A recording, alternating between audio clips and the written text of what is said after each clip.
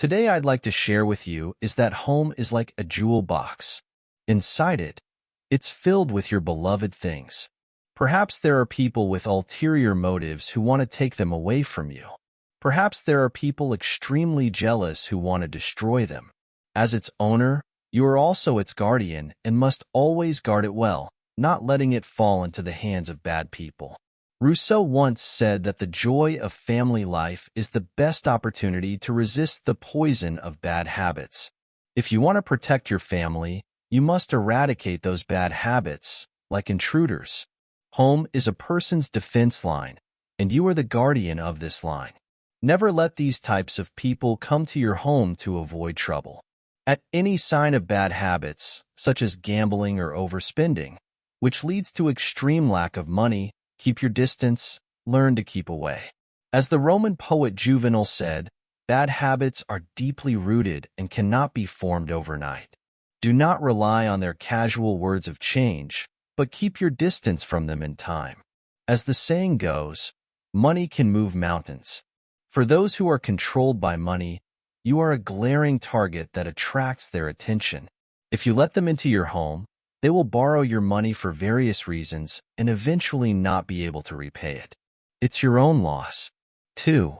The overly calculating person is the one who will hurt others' interests for his own benefit. Such calculation is foolish because in this world, no one likes to deal with someone who calculates every little thing. In Balzac's novel, Eugenie Grandet, the old man Grandet was the richest man in town and also a miser. He could argue over a penny with others. Although he had accumulated great wealth, his life was very uncomfortable. When his wife was bedridden and unable to get up, he argued with the doctor over medical expenses, ignoring his wife's life and death. When his daughter's birthday came, to reduce expenses, he only allowed one candle to be lit. Once relatives and friends came to his house for a party, Grandet was afraid that they would eat his food. So he ordered the servant to catch insects and cook soup to entertain them. When dealing with people and doing business, he wouldn't even lose a penny because of his calculations. Because of his calculations, relatives gradually left him. In the end, he died alone in the place where money was kept. There is a saying that overly calculating people are actually confused in their hearts. A person who calculates everything will only alienate everyone. The smarter a person thinks he is, the easier it is for him to play tricks, thinking of taking advantage of everything and taking shortcuts, but in the end, he hurts himself and those around him. Appropriate cleverness is wisdom. Excessive cunning is a defect. Only those who understand a bit of foolishness can live happier. Shelley once said that if a person does not have true morality, he cannot truly have wisdom.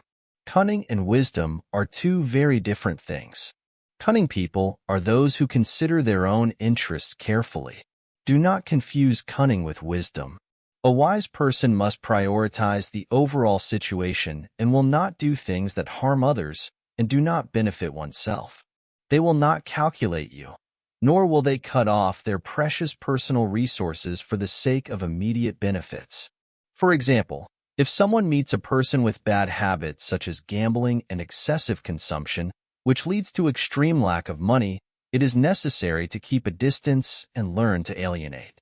Just as the ancient Roman poet Juvenal said, bad habits are deeply rooted and cannot be formed overnight. Do not hope for his casual change, but keep a distance from him in time. As the saying goes, money can move mountains. For those who are controlled by money, you are a glaring target that attracts their attention. If you let them into your home, they will borrow your money for various reasons and eventually not be able to repay it. In the end, you will be the one who suffers. 3. Friends with ambiguous intentions. When dealing with people of the opposite sex, as friends, you must learn to keep a distance and maintain boundaries. As Eugene once said, true friendship requires maintaining a certain distance. With distance comes respect, and with respect, friendships can last long. Those who are ambiguous with you, neither lovers nor purely friends, should not be brought home. Do not let them know about your family situation or where you live. This is a protection for your family and for yourself.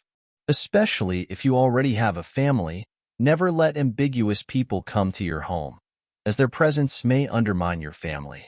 They may harm your spouse and children. People always have obsessions.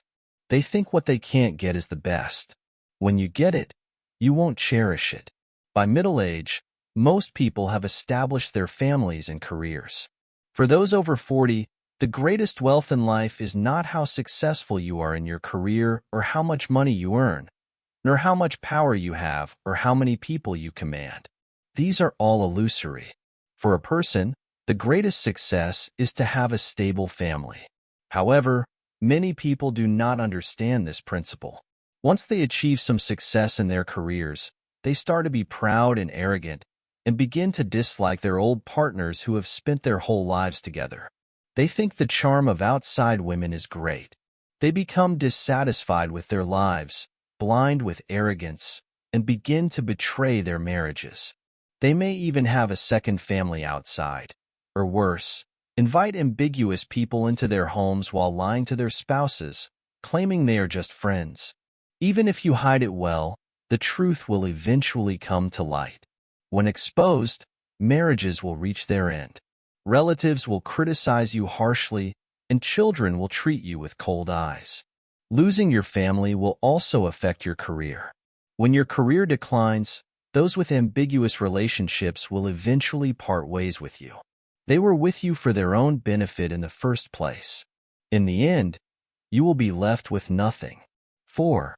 Those who are neither good nor bad. People who are neither good nor bad often gain fame at the expense of their reputation.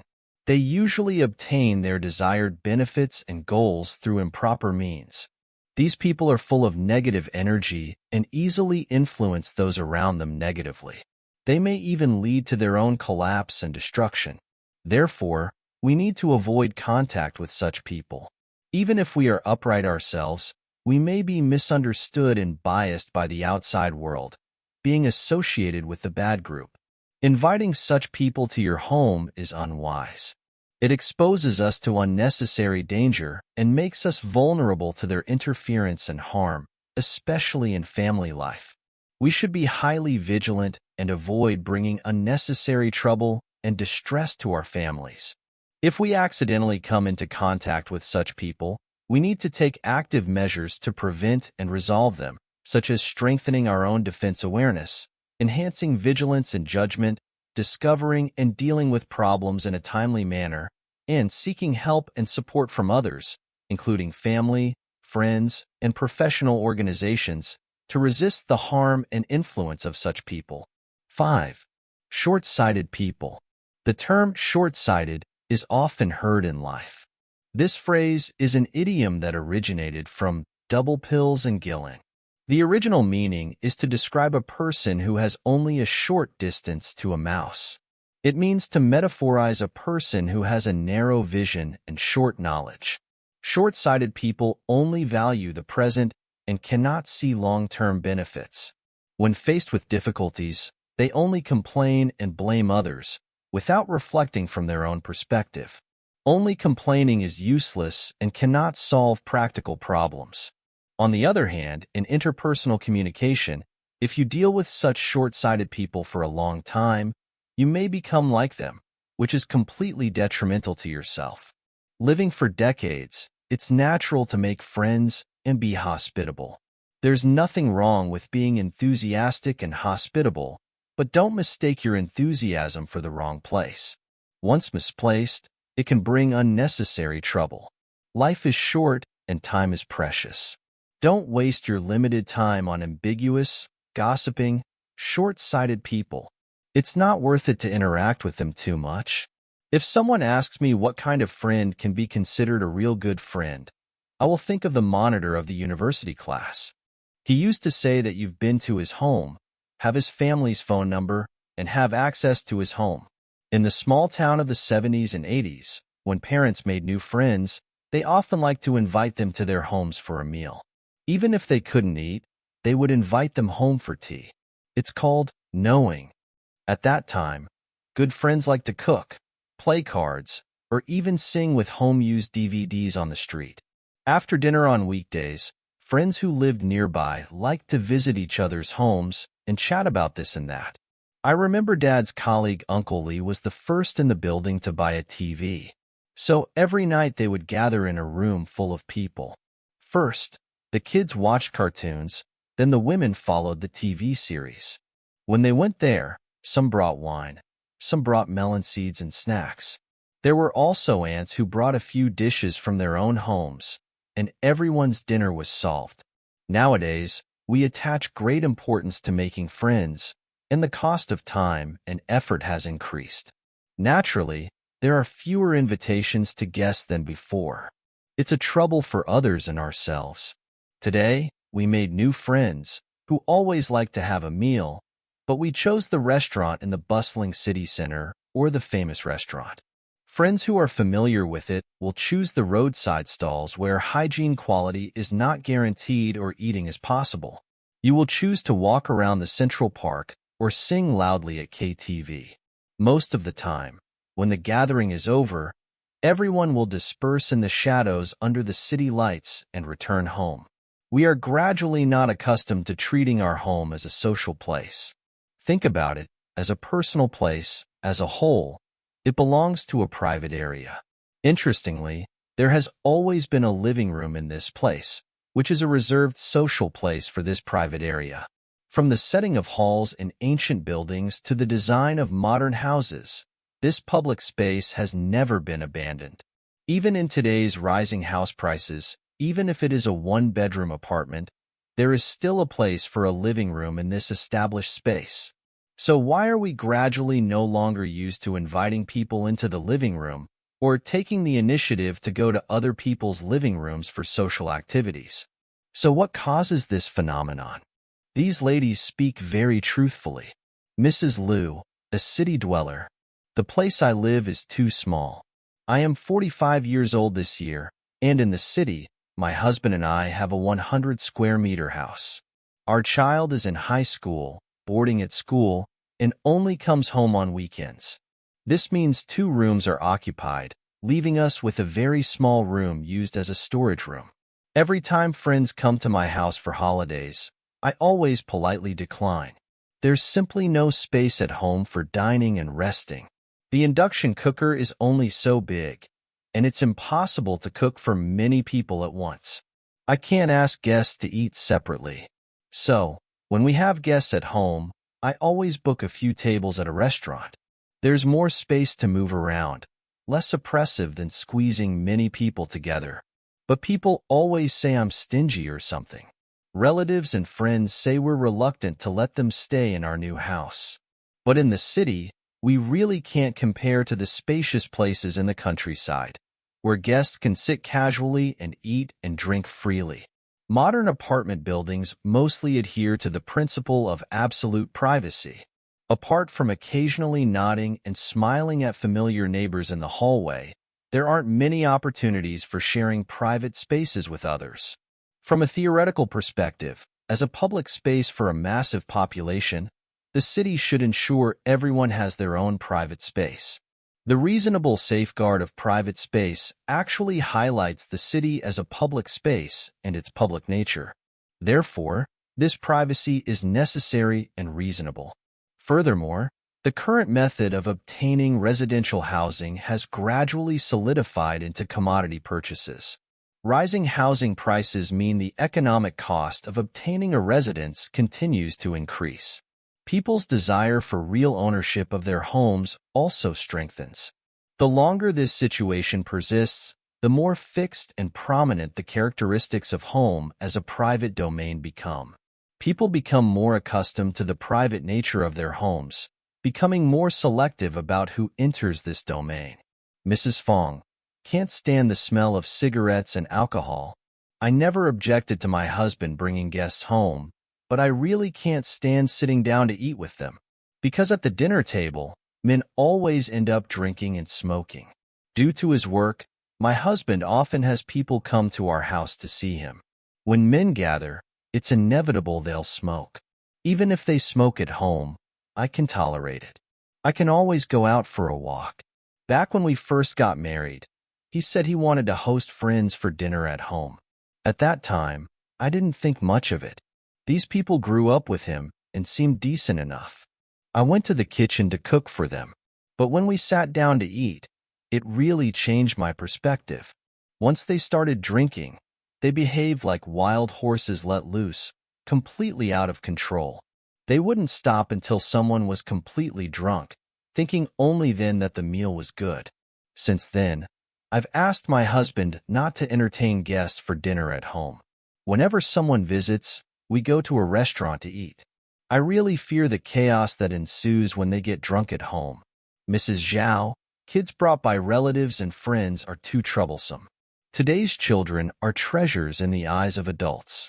Afraid they'll get hurt if they're too fat, or melt if they're in their mouths, they're pampered beyond recognition. There's no discipline. I'm 49 years old this year, and my son is about to get married. My husband and I don't have the money to buy him another house. 2 years ago, in anticipation of his marriage, we renovated the house. Family members naturally take care of their own homes, but when guests come during the holidays, bringing kids who run around everywhere, it's really a waste. Once, my sister brought her grandson to visit. That 3-year-old was uncontrollable, running and pulling everything. My sister stayed at my house for 2 days, and the walls went from white to gray below where the furniture we prepared for my son's marriage was broken. My sister's pampered grandson was beyond my reproach. In his eyes, only he mattered. I had to force a smile and say it didn't matter. My son saw the mess made of the things we'd prepared for his marriage, and he scolded me for not letting anyone visit us in the future. A while ago, relatives from my husband's hometown wanted to visit us.